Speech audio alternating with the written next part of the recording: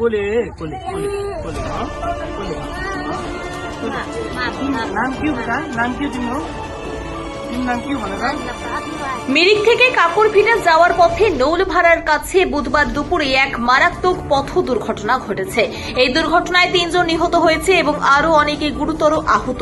স্থানীয় গ্রামবাসীর তৎপরতায় কারণে গাড়ির মধ্যে থাকা এক শিশুকে নিরাপদে উদ্ধার করা হয়েছে।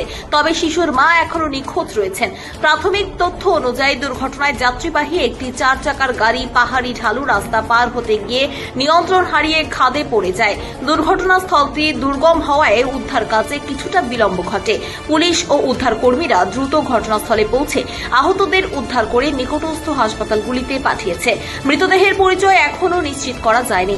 একজন নিহত ধন বাহাদুর কটওয়ার নেপালের ধুলাবাড়ি এলাকার বাসিন্দা বলে জানা গিয়েছে।